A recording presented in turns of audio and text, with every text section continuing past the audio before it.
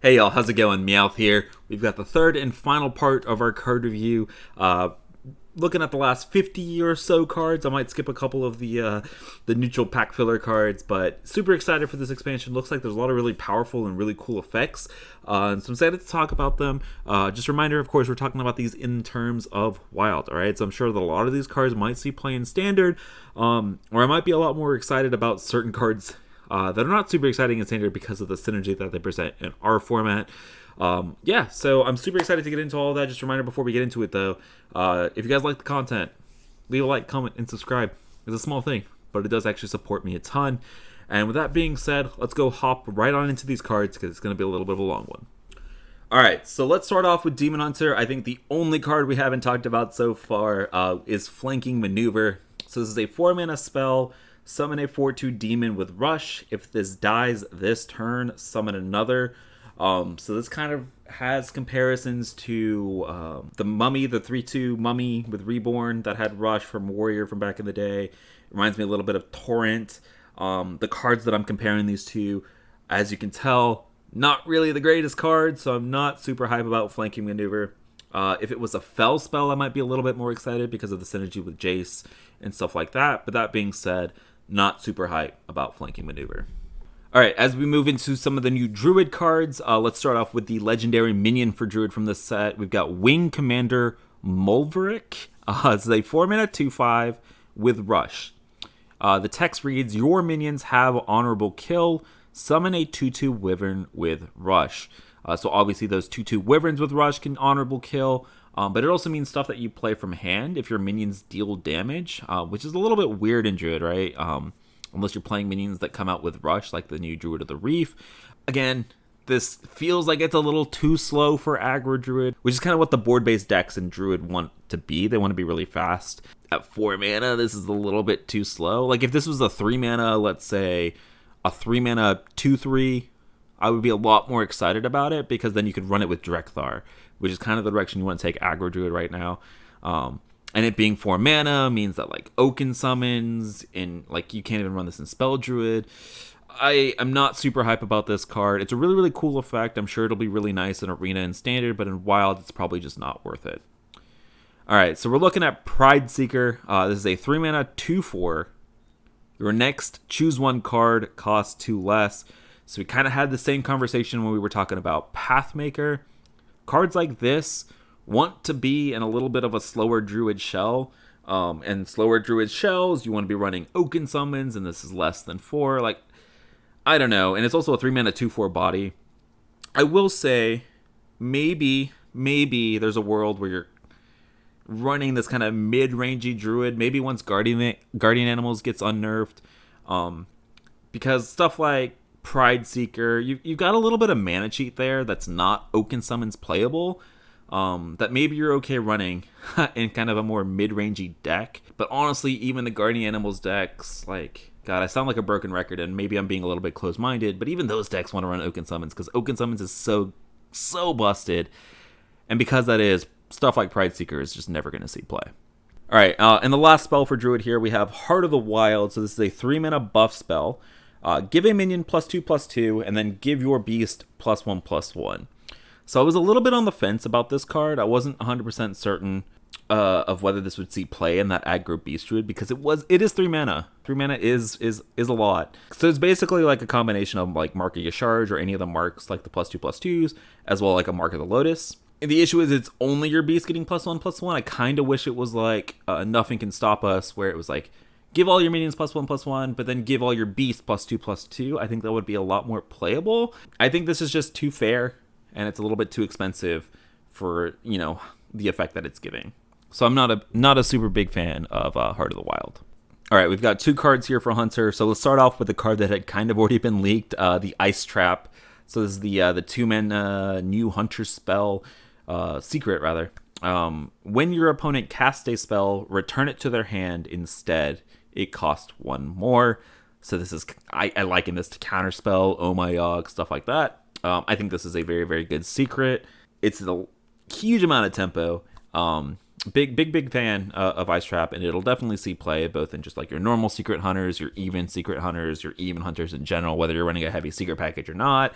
It'll probably see play in your Reno hunters. I think you get where I'm going with this. I think this card is very good. And then we have Stormpike Battle Ram. So this is a 4-mana 4/3 beast with Rush, which is not a lot, to be excited about until you read the Death Rattle. The Death Rattle is your next beast costs 2 less. So what this allows you to do, I know I'm talking about a fringe deck here, but we're talking about that beast hunter list that runs Starving Buzzard and a bunch of those low-cost beasts to draw through your deck. Then you play a Corrupted Don't Feed the Animals, and then you like OTK with Tundra Rhino and stuff.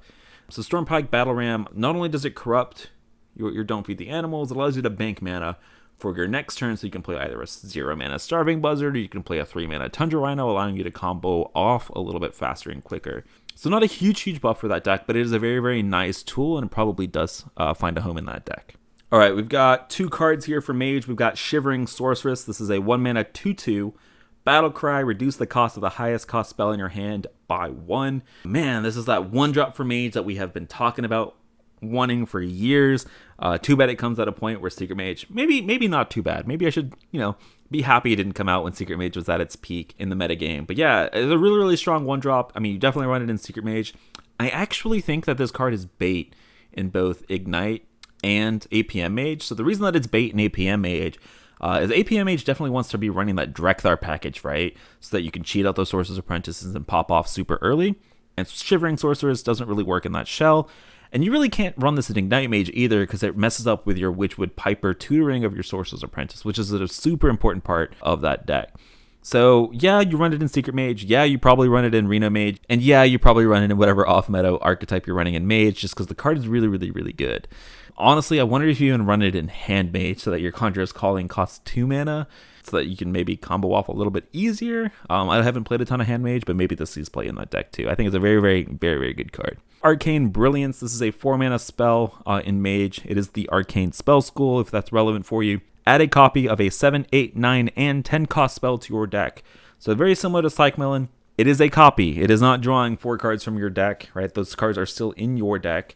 So we've talked about a lot of these, right? You have Mass Polymorph at 7, you have Rune of the Archmage at 9, you have Puzzle Box or the new Tower spell at 10. The issue is like the reason that we freaked out about it in Druid was because there was already a combo deck that existed, and then they printed Psych Melon that just said, hey, draw your entire combo. That's why Psych Melon was good, because it drew you the combo of cards that won you the game. The cards that Arcane Brilliance is drawing you, not really winning you the game. Maybe one day this will be really, really good. But I spent a lot of time looking at these big spells today for Mage, and I was not super excited about the spells.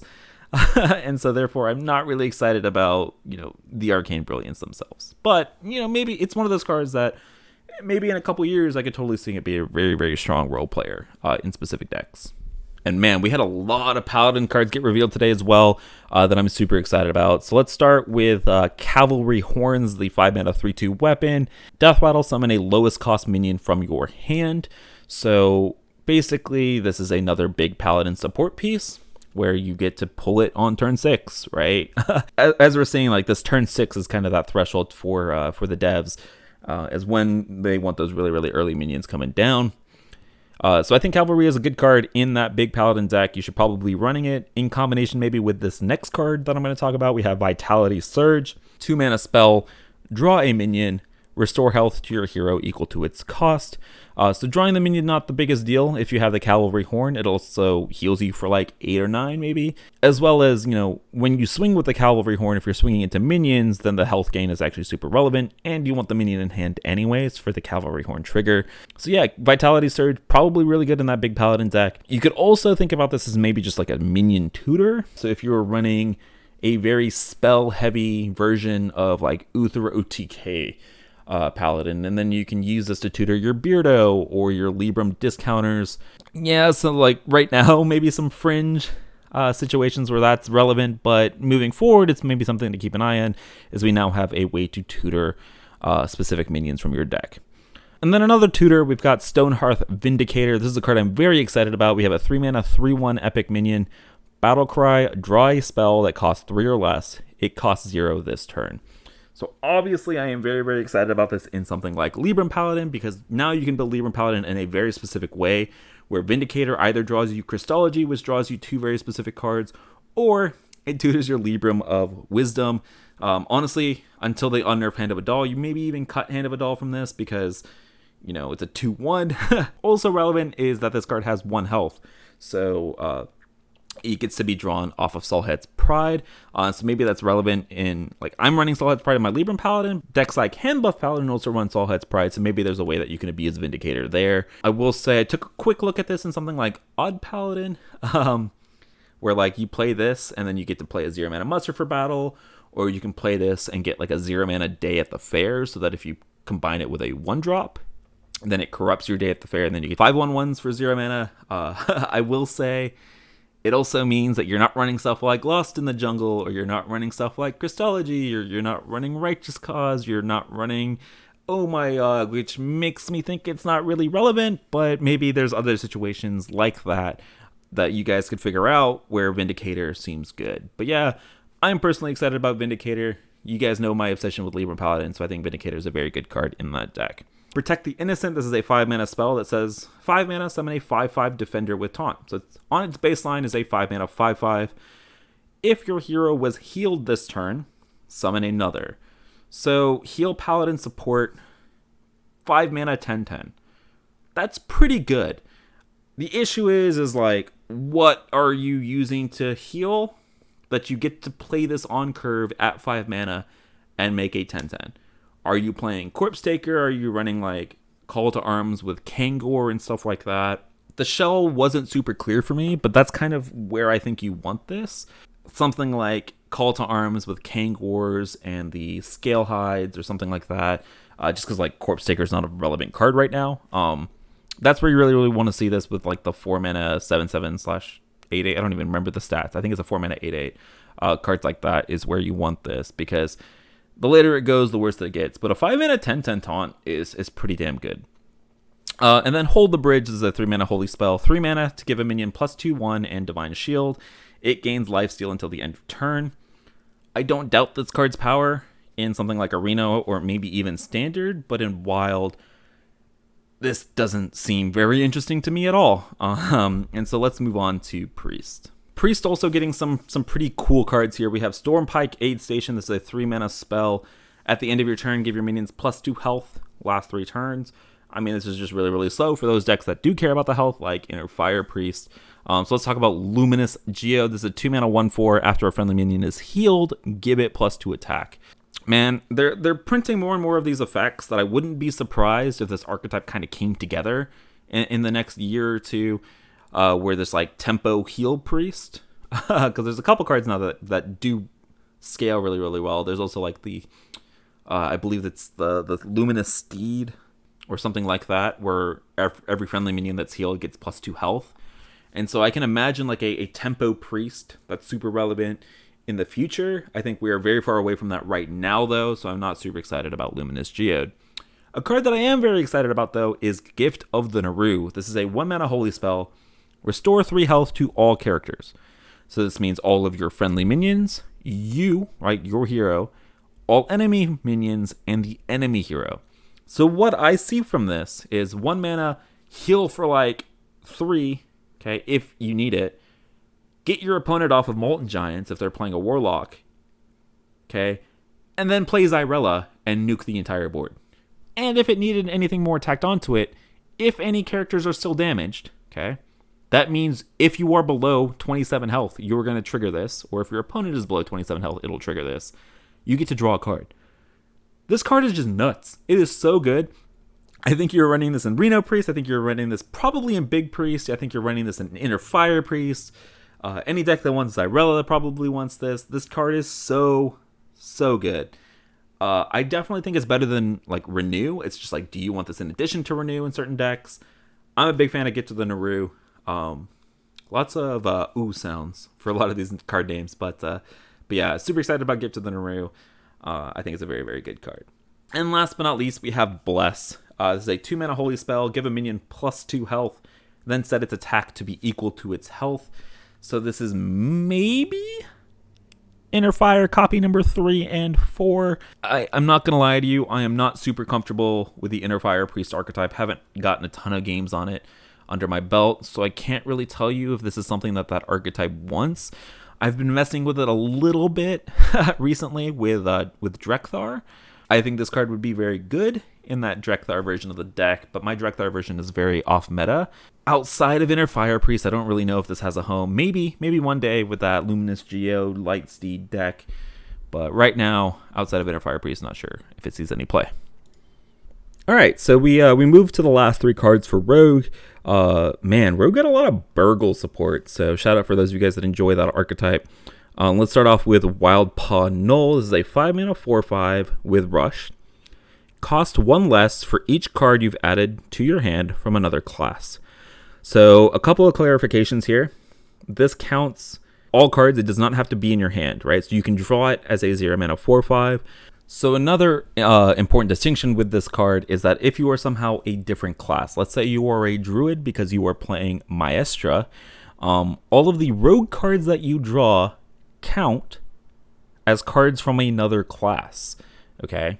So let's say you have an opening hand of 3 Rogue minions. You will draw this card and it will immediately be a 2-mana 2/5, and then I believe it counts itself, so it'll be a 1-mana 4/5 with Rush. So it actually makes me think that that's pretty insane, by the way. This is very likely going to be a 0-mana 4/5. I think you definitely now are running Maestra Burgle Rogue unironically. I think that is a very real thing to do because a 0-mana 4/5 with Rush is pretty insane, especially in combination with this other card that I'm going to talk about, Double Agent. So this is a 3-mana 3/3 Battle Cry. If you're holding a card from another class, summon a copy of this. It is very easy to have this active on turn 3 if you play something like a Swashbuckler, or if you play what is the 2-mana add 2 cards from another class to your hand. So this is almost always going to be active as a 3-mana 6/6, and then if you combine that with the Null that we just talked about, you've got some pretty insane tempo now as a Burgle Rogue. And honestly, a tempo Burgle Rogue might actually be legit. You just don't run all the bad Burgle Rogue cards, and you don't run the ones that are super value-based. You just run all the ones that give you an insane amount of tempo, right? The 2-mana 3/4 with Rush. You have Vendetta. Honestly, Ethereal Peddler is probably really good because it's a 5-mana 5/6 that makes all your other cards cost less mana. You run the Null, you run the Double Agent, you run your Swashbuckler patches. So I can definitely see a world where Tempo Burgle Rogue finally has enough pieces to be albeit not a very top tier deck, but a very legitimate deck that has a chance to be, competitive against a lot of other stuff in the meta. I say all of that, and now I'm going to talk about Contraband Stash. This is a 5-mana spell that says replay 5 cards from other classes you've played this game. So it's basically a 5-mana mini test. So now you can run 3 tests in your deck if you so choose. Synergizes nicely with the new legendary, if that is something that you care about. But yeah, I mean, there's a couple cards here, right? Especially the Double Agent and the Null are the big ones that, maybe I'll actually mess around with kind of a tempo Burgle Rogue in Wild. All right, now we're getting to the class that I am actually the most hyped for in this expansion. We're getting to Shaman. Shaman looks nuts. It's got so many new cards that are so good. I'm so happy for it. Let's start with a super innocuous 1-mana common spell. It is a frost spell. It is called Wind Chill. This is a 1-mana spell that says freeze a minion, draw a card.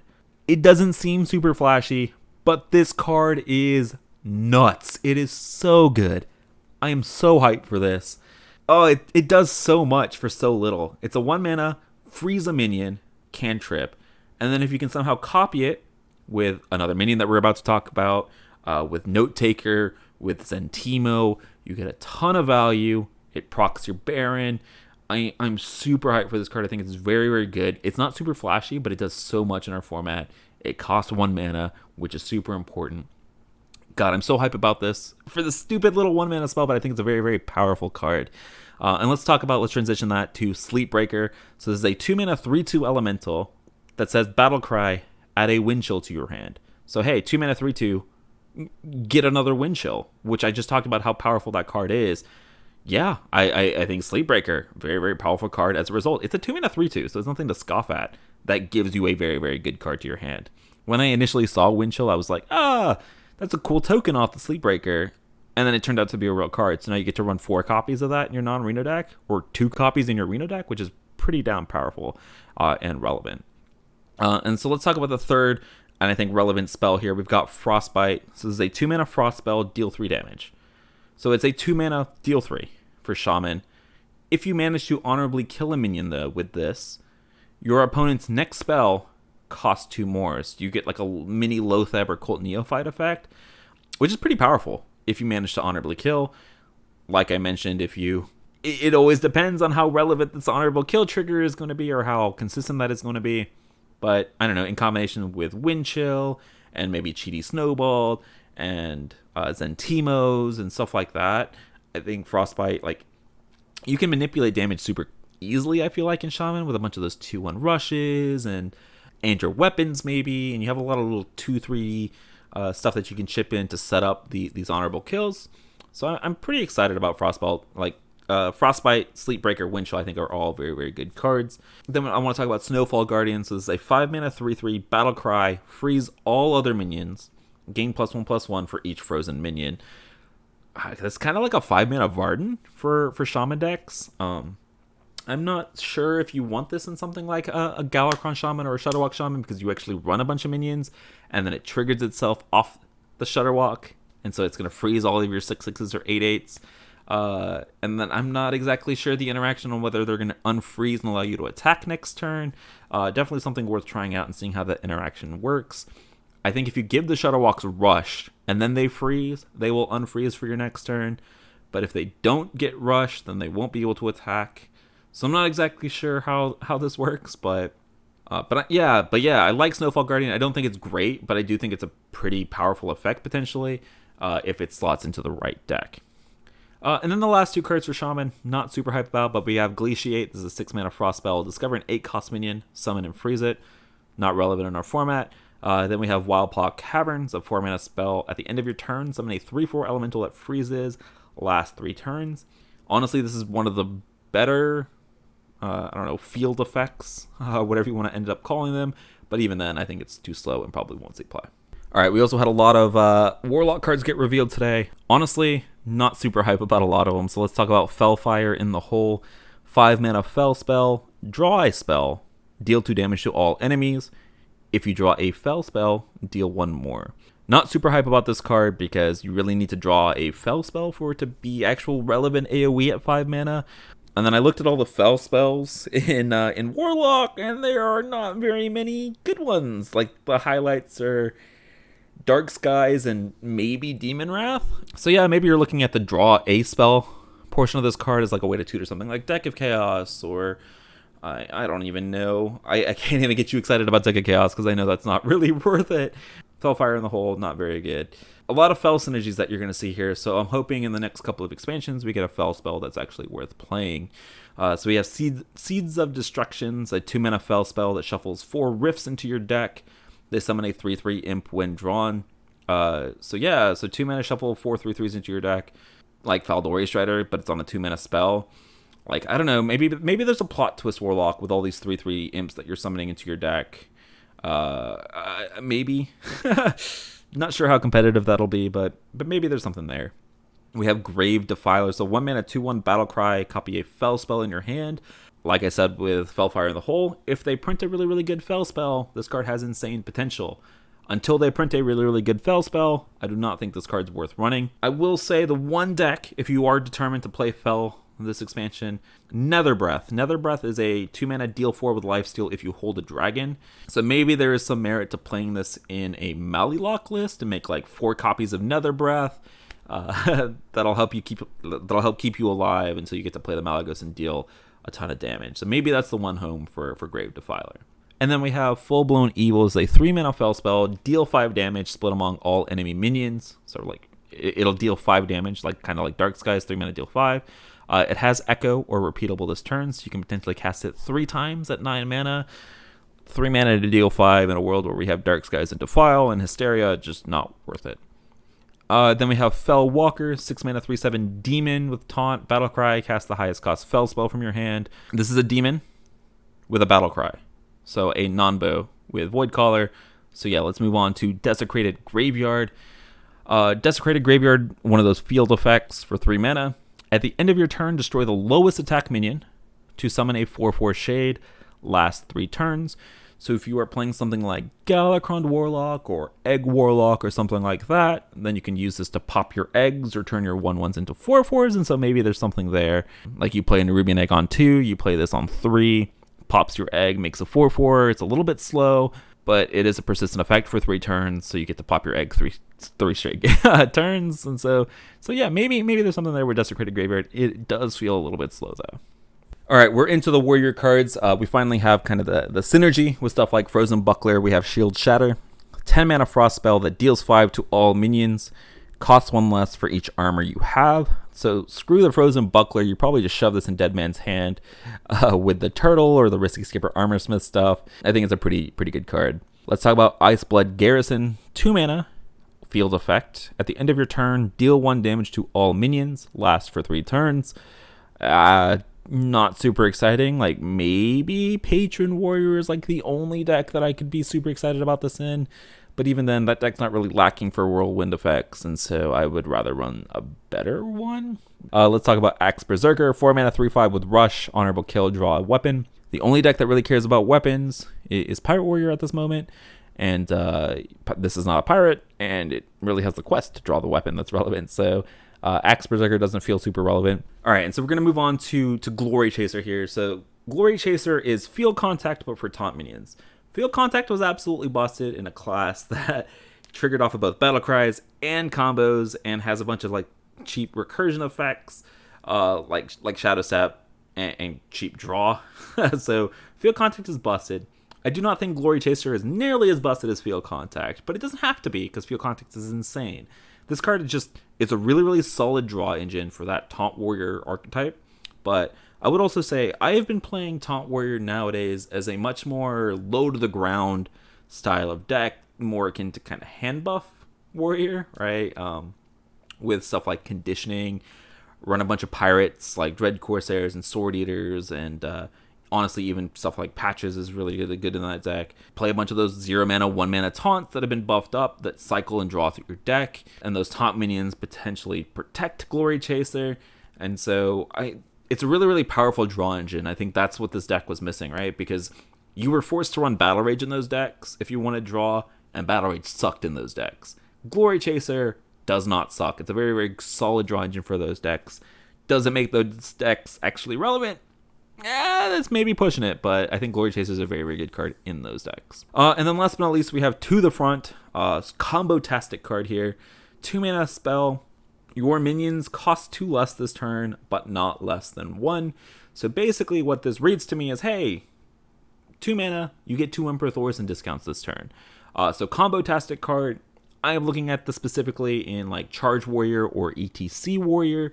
It is nice to note that they have finally learned their lesson and say, but not less than 1. So it kind of limits the broken things that we can do. Playing stuff like a 4 mana Captain Galvanger with 1 mana Bloodsworn Mercenaries and some 3 mana Faceless Manipulators. If we really want to go ham, sounds really fun. Could also do some like ETC combo warrior stuff super easily without having to do a setup turn. And that actually lets you combo a lot earlier than ETC Warrior used to. So excited about the combo-tastic potential To the Front. And because of that is probably the card from Warrior that I'm like the most excited about, and the one that has maybe the most potential to break something.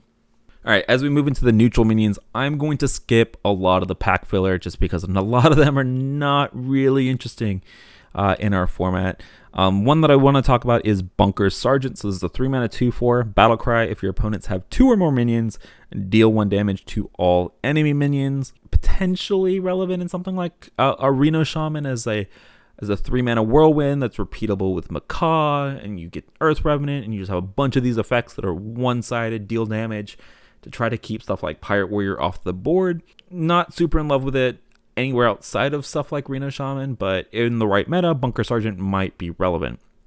We have Frostwolf Warmaster, say 4 mana 3/3 that costs 1 less for each card you've played this turn. So I really like this card in something like Cute Lock. I also really like this card in that Edwin Cute Rogue. So basically all of the cute decks that run a bunch of 0-cost cards that can cheat this out super early probably really like it. Don't think you're running it in stuff like APM or Ignite Mage. Seems really not worth it. All right, we have Herald of Loch Kolar, 4 mana 3/5 battle cry, draw a frost spell. So I don't think that this card is better than Primal Dungeoneer in like the Shadowwalk and Reno Shaman decks, because even if the Dungeoneer isn't drawing you a nature spell, if it's only drawing you frost spells, it costs less mana, which is what you really care about. The question is, like, in a Reno Shaman deck, you only get to run one Primal Dungeoneer, so you probably run this as the second copy of Primal Dungeoneer, the second way to tutor a spell out of your deck. Outside of that, like, I don't know if you want to run this in something like Reno Mage, where it gets to tutor your ice block from your deck. Those are the only two classes that I'm really intrigued by this in, but I'm sure that, like, any class that has a really powerful frost spell that you want to run, you're probably okay running Herald of Lockhalar if you can. All right, and the next card I want to talk about is Korak the Blood Rager. So this is a 4-mana legendary minion with 3/5 stats. Death Rattle. If this wasn't honorably killed, resummon Korak. So I just want to put this out there. If you were just running this as a sticky 4-drop that you think is going to be hard for your opponents to honorably kill, not worth it. Not worth it at all. What you really want to do with this guy is you want to be able to cheat out the Death Rattle. And then trigger it multiple times so that you get multiple Koraks on the board. The one way that I'm looking at doing this is in something like Rogue, where you get to, you know, the sketchy information and the counterfeit blade. And so you like draw this off of sketchy information, summon a 3/5. And then if it somehow survives until your next turn, then you can play something like an Umbra and get the kill off that way, and get an entire board of Koraks immediately. Or if it does die, then you get the counterfeit blade to summon more Koraks, and you try to do some really cheesy stuff similar to what you used to do with Dinomancer and Warlock, and get a huge board full of Koraks and Rogue and do something like that. If you were just playing this as a fair 4-mana 3/5, not worth it at all. You gotta cheat the Death Rattle and cheat the system just a little bit. Like cubes, great with this. Unearthed Raptors, great with this. So I'm looking at maybe a cube Death Rattle Rogue that abuses Korak and gets multiple copies of it is where I'm interested in this. All right, then we have Snowblind Harpy. This is a 3-mana 3/4 battle cry. If you are holding a frost spell, gain 5 armor. I only want to talk about this in terms of Shaman. Shaman feeling like it's getting 2 expansions worth of cards here, because a lot of these neutral minions synergize really, really nicely with all the Frost Shaman support. If you are holding that frost spell, gain 5 armor. Great off of stuff like Shadowwalk as well. We're now running like 6 or 7 frost spells, so this is very likely a 3-mana 3/4 gain 5 armor. Really, really like this card. Solid role player in a lot of those Shaman decks. And yeah, so that's going to wrap it up for the neutral minions. Again, I skipped over a lot of things that at first glance kind of looked like pack filler. So if you guys think that I have skipped anything, or if I have skipped the Corridor Creeper of the set, let me know down in the comments below of what you think I might have missed. And that's going to wrap it all up. I hope you guys enjoyed, the look at these final cards. And I hope you guys are excited for the expansion as I am. Lots of cool stuff. I've already started on some of the theory crafting. Lots of really, really cool decks that I'm super excited to play. Let me know down in the comments below what you guys are excited for. Whether you agreed or disagreed with any of my evaluations, some decks and synergies that you're excited to try. And so yeah, if you guys want to check out any of my content live, I've been doing a lot of theory crafting over on my Twitch channel, twitch.tv/getmeowth, and we'll be playing all of these decks the moment the expansion goes live. And of course, I'll be posting the highlights from both the theory crafts and all of these new decks, as well as some highlights from the last couple of weeks of the expansion here from the mini set over the next couple of weeks until the expansion drops, and once the expansion drops itself.